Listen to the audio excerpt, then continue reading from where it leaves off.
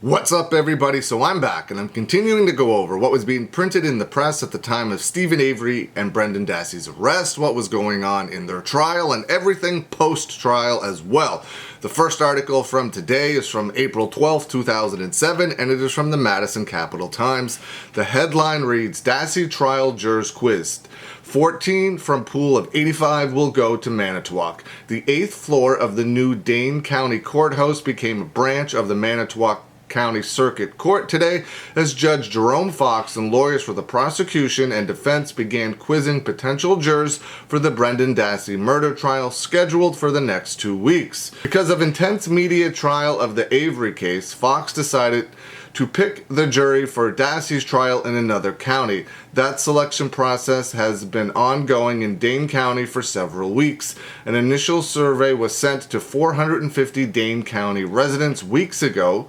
Answers to that survey eliminated several prospective jurors, and a detailed survey 15 pages long was sent to 142 residents. After further screening by the judge and lawyers, some 85 people were summoned to the courthouse today for further questioning by Fox, Special Prosecutor Ken Kratz, and Brendan Dassey's attorney. The plans were to conduct initial questioning of the group in one courtroom, then call individual jurors into a second courtroom for questioning. In the end, Fox hopes to find 14 jurors who are qualified and can stand the rigors of a 2-week trial, which they will be sequestered in Manitowoc. Use of the 15-page, 63-question survey will, court officials hope, speed the jury selection process.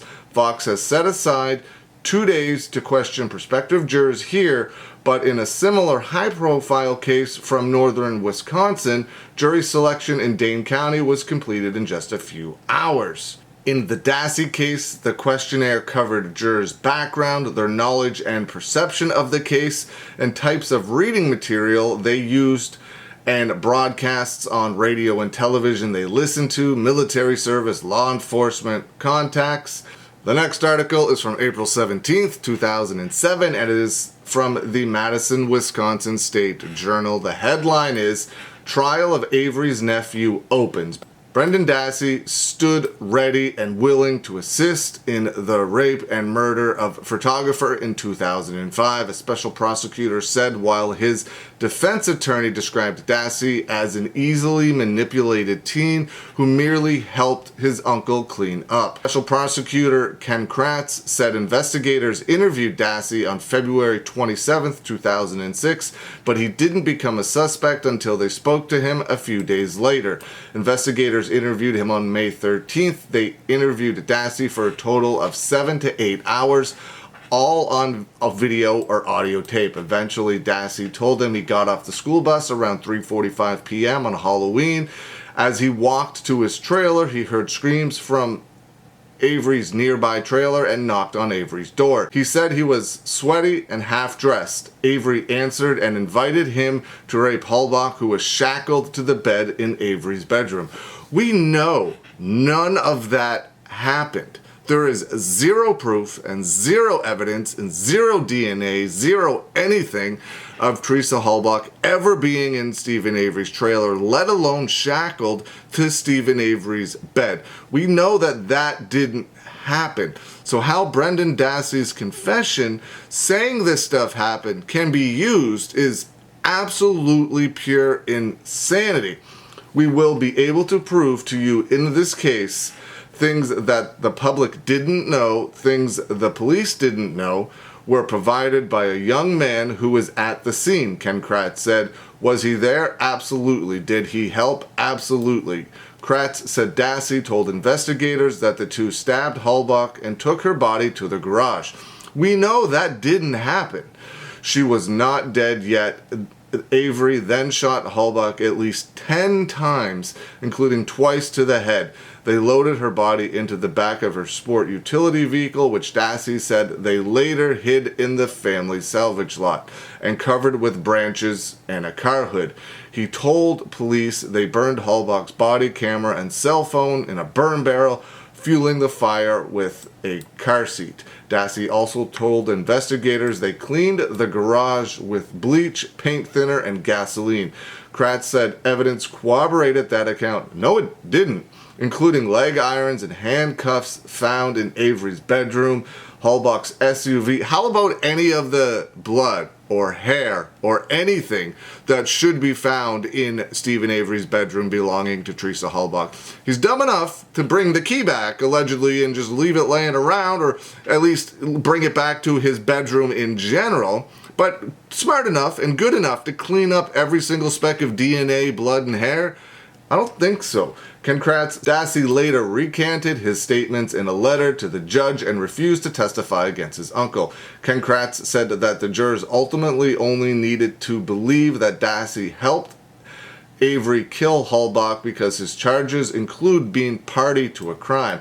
But Dassey's attorneys said there were many things that did not back up Dassey's statements. Like evidence and proof that it ever actually happened. He said Dassey got off the bus with his brother and they raced home to get to the phone first. Then Dassey watched TV and played video games until his mother came home and made supper at about 5 p.m. Dassey's brother and mother both left at about 5:30 p.m. and not long after, Avery called to see if Dassey wanted to attend a bonfire with him. Dassey agreed, and they drove around the lot in a golf cart looking for branches and other garbage to burn. Avery's girlfriend called twice, and at one point, Dassey's mother called to say he should be home by 10 p.m. Dassey also helped Avery clean up a spill in Avery's garage. Brendan Dassey's attorney stated they used bleach, gasoline, and paint thinner.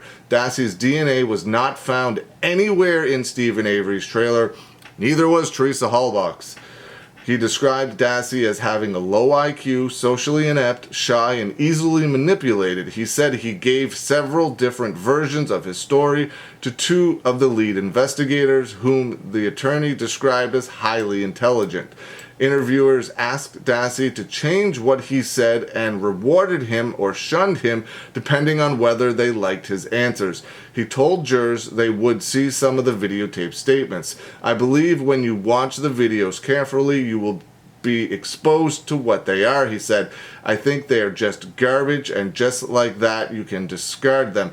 Claiming a jury's verdict was too inconsistent to stand, Avery's lawyers asked in a motion Monday that he be granted a new trial. And the last article we are going to go over from today is from the Madison, Wisconsin State Journal, and it's from April 18th, 2007, and the headline is, Avery confident he will be exonerated.